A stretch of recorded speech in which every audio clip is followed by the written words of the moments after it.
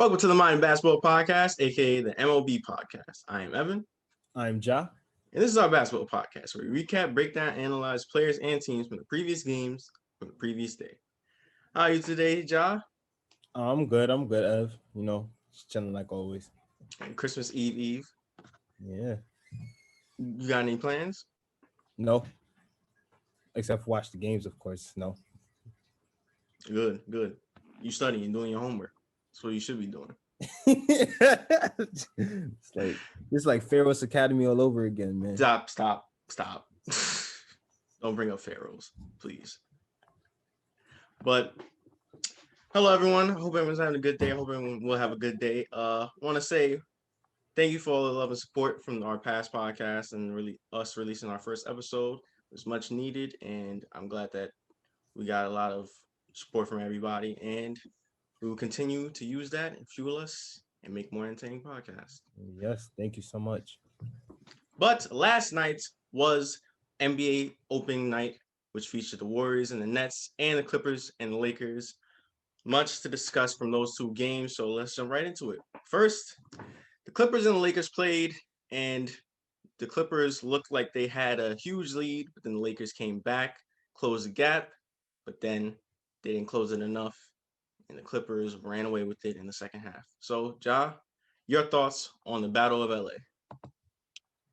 Well, it's not. Well, this was a really dull fight. This was a really close game. You've seen it a lot, but I feel like this is a new look Clippers that we're looking at. You know what I mean? More free flowing offense. I feel like Coach Lou has integrated some kind of system that we kind of didn't see from them last year. They talked about wanting to go with the triangle offense and try to flow through like that. And as a result, you could see it. Leonard struggled in the beginning, in terms of getting off his shot, but he was able to get to the line. But yet when the second half hit, he came alive. And then Mr. PG, George, oh my gosh, PG 13, efficient with 33 points, 32, 33. He was just cooking. He was just cooking from all cylinders. And this is what people like to see from him. People are going to be having a big look at him this whole season because of the fact, everything that occurred last season. But he looked really good. And the Clippers just looked like they were into it. 8 is only one of 82 games, though. But they look sharp. Well, yeah. I mean, I'll have to say that, LeBron's really a bum. And I think that fourth ring should be taken away from him. He shouldn't be on the GOAT list. I mean, you can't just lose to the Clippers on opening night in back-to-back years. I mean, I really think it's just an embarrassing performance. But all seriousness, the Lakers just looked in the beginning really just kind of sloppy. You saw them turn the ball over a lot, getting in foul trouble. Marc Gasol had a bad game. It was rough out there. He had like 5 fouls in the third quarter. Yeah. And they looked like they was rushing their shots. They wasn't really moving the ball like we so used to seeing the Lakers do. But then they started picking it up, and you could see that they was getting into the rhythm because, they integrating a lot of new pieces. Yes. So it's going to take some time for them to develop and, for them to work together and that chemistry to flow. But then really the story of the second half is, as you mentioned, PG 13. He 26 in the second half. He was out there dominating. Really looked like he was back in like his groove that we accustomed to seeing him in. Yeah. That we've so wanted to see him in that. He was really non-existent in no, not non-existent. He was there, just bad. So everybody noticed him, just not for the right reasons. Why you have to do that to him for? What? It was true. Everybody didn't notice him, so he didn't disappear. Well, when you are a talented player like him, then yeah, of course you're gonna get that. But yeah, I give the Lakers credit. Let me just say this real quick. I give the Lakers credit for this, right? I felt like in the beginning, of course, it's ring night. Of course, they getting their ring, special moment. Oh yeah, congratulations! They got their rings. But I feel like they were kind of, how could you put it? They were in the beginning nonchalant And I think that's the reason why everything looks sloppy. I felt like they came in with this kind of like feel like coming off as champions a little bit. Like, you know how it is, you know, and all respect because they deserve it. They are champions. But the Lakers came, I said the Lakers, the Clippers came in super focused, laser focused on what their goal is. Mm-hmm. You know what I mean? And then the Lakers, and I feel like the reason why the Lakers did come back in that second quarter is because of the fact that it's all generated because of their defense. You could kind of see how their defense kind of started to get a groove on the team in terms of the team whole perspective. And then they start to do things like that, trying to keep contain Kawhi and the other players on the Clippers, and then it just expand from there. But then, of course, the Clippers being what they are, I guess, again, the second most talented team in the league, they were able to, like, you know, again, get their groove on. And you saw in the second half, it was all Kawhi and it was all PG. Yeah, I mean, this really shocked me how they came out and played and they had so much energy. It's like they actually wanted to win, like they had something to prove. Yeah. Chemistry was clearly there. They were flowing. Great defensive work and great defensive help. And really, I didn't expect.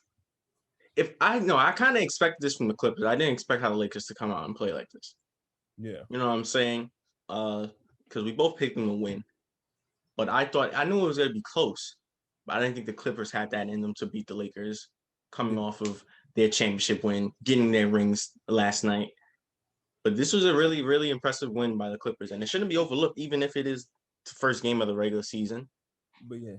But yeah, I'm just hoping that they don't go in with this mindset of like the reason why they feel like they had to win because they were so focused on the battle of LA. Because that's what they got caught up with last season. They kept getting caught up too much with the focus of who's the king of the city and everything. Is just like it should not be like that. You're playing basketball. Just focus on basketball. Forget all that, whatever you feel like is a deeper meaning. This is y'all playing the game right now. This is just a regular season. It don't matter. Well, it does matter, but Well, yeah, they shouldn't look that because they will always be second fiddle. They're always the younger brother. or They the ugly always will be. or the ugly sister. Yep. But any final thoughts on the Clippers Lakers game? No, good game. And just expect to see more, I guess, at this point. Yep. I have no doubts or worries about the Lakers. It's opening night. They got to get it together. Frank Vogel, he's a great coach with a great system, and a great system coach with Lionel Hollins, Jason Kidd. So I feel like they get flowing. AD and LeBron's gonna lead that team, and the new pieces that they have, you got to see later on in the season that the chemistry is gonna be there. It just needs a little bit of time. It's just one of 82 games. Just one of Yep. 82 games. That's all that is. But nonetheless, impressive win by the Clippers. All right. The first game of NBA opening night was the Nets and the Warriors, and we both predicted the Nets to win this game, but damn. Well, KD, let's be honest. Kyrie, Well, Levert. let's be honest. Let's be honest. Golden State isn't a healthy team right now, you know. Yeah. And we also didn't have Draymond Green playing, so those are some huge factors that you got to take in. But I told you they was coming quick and fast. But hey, I guess people don't believe me. Guess I'm looking crazy, right? But you saw the art that the whole team put on. And let me say something about this because I saw, Caris LeVert, he started off the bench. Mm-hmm. He didn't start this game. And I don't know if he will start in the future. Because I looked at it as like, damn, they really got Caris LeVert there. Like, he's the third best player on the team. You know what I'm saying? And he's better than a lot of starters in the league. Mm-hmm. But then when he came into the game, Yeah, this is like he just okay, time to go to work. And he looked comfortable in it. He didn't look upset.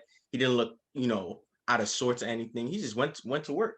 yeah. And I'm gonna take something from what Gilbert Arenas said on, his podcast that he has or whatever. Yeah. He says that, around 3-minute mark of the first quarter, teams get in foul trouble. You know what I'm talking about, right? Yeah. So they get into that over the limit. They get into over the limit. So when six men come in, Lou Williams, you know, Karis LeVert, now they just go to the hole and they get fouls, easy buckets, free throws, and not even if they don't get fouls, teams play less aggressive. Mm-hmm. He plays less aggressive because of that foul trouble, because of being over limit. And not only that, they put in their bench, and their bench cannot stop the six men because those six men are great players. Dennis Schroeder, Montrezl Harrell, Lou Williams. So this really did help Karis LeVert a lot. He was able to take on players that's just not on not on his level, and able to do whatever he wants to them, just kind of like toy with them. He was toying with them, and this is the thing and they pointed to this out in the game, right? Like, Mm-hmm. you know, if you put Karen, as great as Karis LeVert is, if you insert him into that starter lineup, he's not able to. He's limited. He's not able to be freely because he's a person who needs the ball in his hands, right? He's not able to Yes. be freely Yeah. when he's playing alongside the talents of a KD and a Kyrie. But you put him into that bench role in a situation which, like, you know what I mean? This is not made to hurt you, but this is made to enhance your game, knowing that you're so special and you're so talented that you're going to be able to do you with the ball in your hands because you're just that talented and you're one of the best players on the team. And I felt like this showed he again, like what you were saying, he was toying with his defenders, he was getting to the cup, he was trying to hit his mid-range, he was whenever he had an opportunity to get open for a shot, he was able to do it. He was hitting, like, you know what I mean? And these are the things that you like to see. And that goes with that whole team. Again, it looks like they have something flowing down there. And this is just their first game. That's the reason I was telling you guys, like, you know what I mean? Like, these guys, you feel like that just because that this is their first season together on the court, they don't have something brewing. This team is clicking and flowing. They know what they're working with. Again, when you have offensive firepower like this, they with them fast breaks, like, you know what I mean, getting wide open shots from the three, like, you know what I mean, creating off the dribble, or, like, you know, moving without the ball. Like, this team was just free flowing. And again, I know they're going against Golden State, that's kind of basically man down, but they look good. The only thing is though is that trouble with keeping the ball secured. Like, they had a lot of turnovers this game, and that's what caught them up too. But outside of that, this was But they also forced a lot of turnovers too. Mhm. And we can't talk about the Nets when we go through all that without talking about KD and Kyrie. So, you know, we have to. Just their offensive just skill set is just unmatched. KD arguably the best pure scorer of all time, and he's back. You saw it, just pulling up. Every time he pulled up, I knew it was going in. There was no doubt in my mind. I knew it was going in. That's just KD. Every time he go to the rack and his skinny arms kind of flail, you know he about to dunk.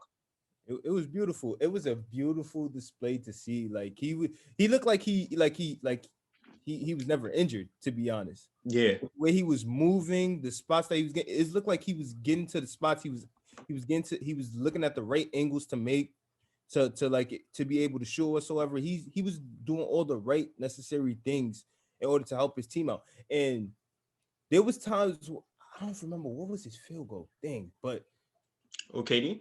yeah, KD. But like, I remember 43%. 43%. You see that's still highly efficient. And like, it was like amount of times where he could have had a higher field goal percentage too with the shots with the certain kind of shots. It's just that, like, you know, the Warriors kind of like got into his way in certain moments. And like, there was times where I felt like he got fouled, but yet, of course, you know, the refs ain't, you know how the refs are, but like, he just looked like as if he never got injured though. Mm-hmm. And you don't get me started on Kyrie. You Yeah, I know, was upset though because I didn't see him burn sage. But yeah, Kyrie was out there. He was balling. why, like, let him do him. Like, why do you have to bring that up? You sound like a pawn. That's all I gotta say. I'm not a pawn. I don't care what Kyrie's. I'm not a pawn. Well, I'm not in the media, so I guess I'm not nothing neither. Which I'm under that. I'm inferior to Kyrie's godly presence, according to how Kyrie speaks. But all jokes aside, yeah, Kyrie is just a star, sensational, one of the best ball handlers of all time. To score at will, no matter what, shoot from anywhere on the court, and he was showing that. Nobody can guard him. He's a mismatch when there's no mismatch. He's unstoppable. He's just that good. Yeah, real quickly, briefly, the Warriors. Yeah, they they just look like they was just outmanned, outgunned. I had nothing really to do with this. This is Curry's first real game back Mm-hmm. for in a long time. In a long time, Yeah. and he did look. He looked good. Whatever. I saw some threes that he would have made, like 2 years ago or a year and a half ago. But Yeah. now he has to get back into that Curry rhythm. Prove to everyone that he is better than Damian Lillard. Because I don't know why there's that narrative. Is Dame or Curry? Are you kidding me? Like, there's no debate. It's Curry. But nonetheless, let's not talk about Dame right now. Curry played well. Wiseman looked good. Yeah. He did. Yes, he He did. looked really good. I think he can help with that team. He can maybe be the star of the future. Yeah. Andrew Wiggins was there. Uh, let's see. Speaking of him, What? he frustrated the hell out of me. I didn't know what he was doing out there, man. Like Missing. missing, traveling, not taking care of the ball. Well, listen, that's your player. You love Andrew Wiggins. No, yeah, because we know how good he could be, bro. You know this. Listen. It's No, been 5 years, right? Or six? No, 6 years. It's been 6 years. I'm done. no, I'm not done yet. I'm not done yet. No, I'm not done yet. I know it's been 6 years. I'm not, bro. There was a certain point in time he was averaging close to 23 a game. I'm not giving up on him yet. Like 25% shooting. That doesn't matter. I need. It's not the 2000s. It's not 2000s. He has to be efficient. He's not efficient. He's too inconsistent sometimes. He should be this player that should be way better than he is right now. He should be a star in the league, and he's not even a rising star anymore. No, you're right about that, man. But I'm not losing faith yet, man. But he just fresh the things he was doing. I was like, what are you doing? And you getting stripped easily, like it's nothing. I'm like, I got to a point where I was just like, you know what? Because the reason why I say this is because pregame they was talking about who's like the go-to guy outside of Curry on that Golden State Warriors team who you think could have a really good game. And they started saying names like Oubre, Wiseman. And I'm like, did you just forget about Andrew Wiggins? Yeah, we all did. Minnesota did too. That's why he's gone. And then I thought he was going to prove them wrong. And I just look stupid. I just look stupid watching the TV screen. Yo, I swear. I was just like, yo, this dude is, I don't know what he's doing. But Oubre, let's talk about Kelly Oubre now. Yeah, 6 points. No, but he did some things, man. He did some No, things. yeah, he showed his athleticism and he showed his potential that we saw in Phoenix. I mean, that was his best year in Phoenix. We need to see if he can improve from that now. Can he take that next step? Can he take that next leap? There's a reason why they brought him in. Yeah, but I feel like he's just kind of a replacement for Clay for the time being, just like Aldilo was. That is true, but I felt like he was doing the necessary things. He might have had 6 points, but he was still doing the necessary things to try to help his team win. But it wasn't that much anyway because they still got blown out. Well, yeah. Oubre is a good player and he shows a lot of potential, but we have to see for the future what he can do. We have to see for the Warriors what they can do in the future too, if they can make it to the playoffs and hopefully get a playoff run. But only time will tell. Yeah. All right, now it's time for predictions for today's games, and there's a whole bunch of games, 13 games. So let's go rapid fire, Ja. Let's get it. All right. First, Cavs and the Hornets. Hornets. Pacers or the Knicks. Pacers. Knicks. That's a no-brainer. Knicks. Yeah, whatever. Orlando or the Heat. Heat. Come on, man. 76ers or the Wizards. 76ers. Yeah, 76ers too. The TNT primetime game, Celtics or the Bucks. Celtics. Yeah, Celtics. I got the Bucks. Pelicans or the Raptors. Pels. I got the Raptors. Hawks or the Bulls. Hawks. I got the Hawks too. But I'm going to be looking out for Larry Markkinen. I'm going to be looking out for And Zach Levine too. That's your player to look out for. Yeah, that's my player to look out for. But my focus is for that team. Even though I did say Zach Levine, I'm studying on if Markkinen is going to do what he needs to do. Okay. I'm gonna be a look on all the Hawks offseason moves that they made, if they actually, good for them. That's throughout the whole season too. Rockets or the Thunder? Rockets. I don't think Thunder have anybody now. You got Shaw. That's it. Yeah. You got Al Horford. No, they got Shy, Al Horford, and players that's still in 6th grade. The Spurs or the Grizzlies? You already know who I'm going. You already know who I'm going with that matchup.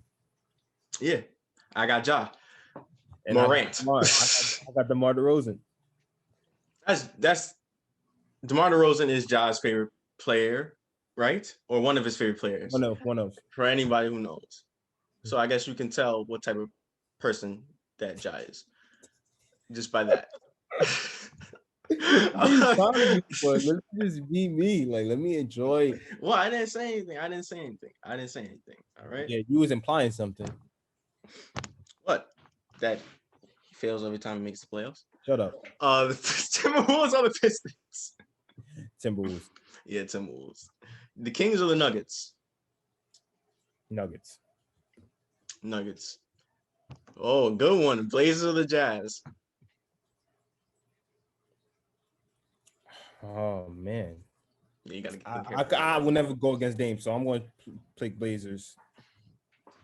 I'm gonna go the Jazz. I won't go against you with that one. Yeah. I think the Blazers have more to integrate right now. Yeah. And lastly, the second primetime game and the last game of the night, the Mavericks and the Suns. I feel like I got the Mavs, and I'll tell you why. Just the same way how you got